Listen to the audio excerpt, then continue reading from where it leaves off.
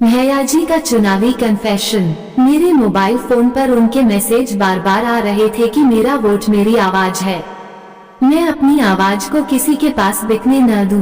पर दूसरी ओर भैयाजी बराबर कह रहे थे कि रे लल्लू, मेरा वोट केवल और केवल उनकी आवाज है।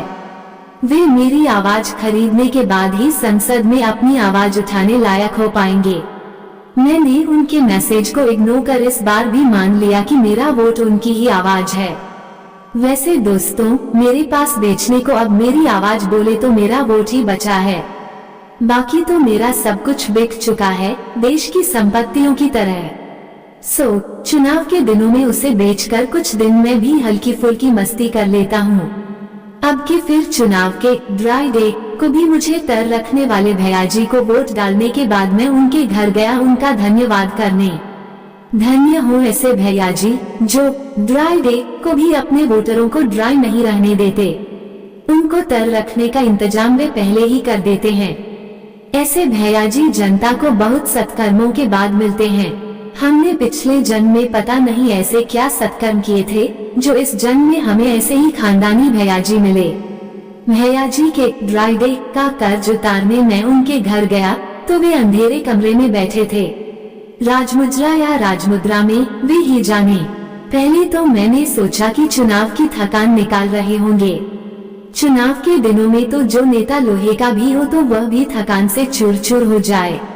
अपने भैयाजी तो ठहरे हाड़ मास के, इतने दिनों तक न जागे न नींद आए, सोए सोए भी जागते रहते, जागते जागते ही सोए रहते। जितना नेता चुनाव के दिनों में दिन रात एक करते हैं, इतना जो कोई साधारण से साधारण जीव स्वर्ग पाने के लिए करे तो उसे मोक्ष प्राप्त करने से कोई न रोक पाए। मैंने उनके कमरे की दीवारों से आंख कान लगाए तो भीतर अपने भैयाजी की आवाज सुनाई दी। भैयाजी दिखाई दिए, उनके चारों ओर मच्छर गुनगुना रहे थे। उन्होंने अपने आगे संविधान रखा था और खुद संविधान के आगे घुटने टेके क्षमायाचना की मुद्रा में। तब पहली बार पता चला कि नेता भी किसी के आगे घुटने टेकते हैं, वरना मैं तो सोचता था कि नेता सभी को अपने आगे घुटने टेकवाते हैं। भैयाजी हाथ जोड़े संविधान के आगे घुटने टेके कह रहे थे, हे संविधान, चुनाव के दिनों में जो मैंने अपने मौसेरे भाइयों को भला बुरा कहा, मैं तुम्हें साक्षी मानकर उसके लिए उनसे माफी मांगता हूँ। यह मेरी नहीं, कुर्सी की मांग थी। जो रोटी के बदले मुझे कुर्सी की भूख न होती तो मैं अपने मौसेरे भाइयों को जो मैंने इस चुनाव में कहा कभी न कहता। इस अपराध के लिए वे मुझे माफ करें।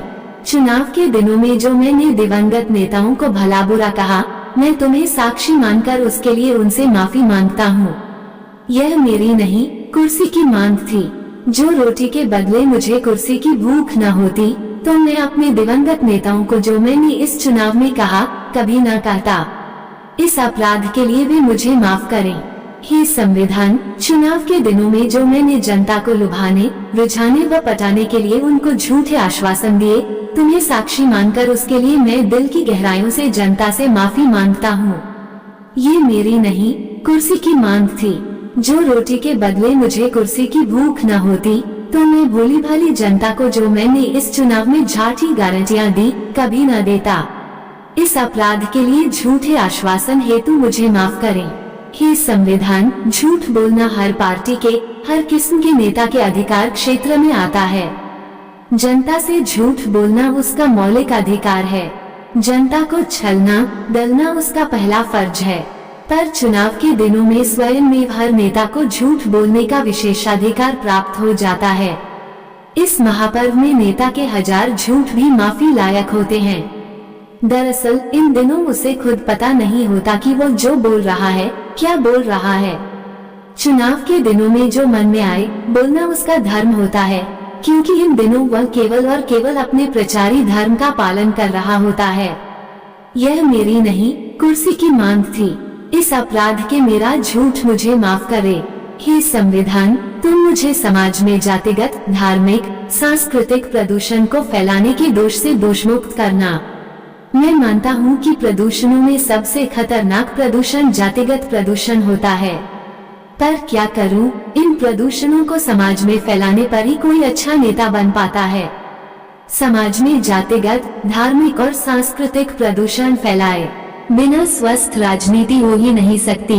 यह मेरी नहीं, कुर्सी की मांग थी। इस अपराध के लिए जाति धर्म मुझे माफ करे।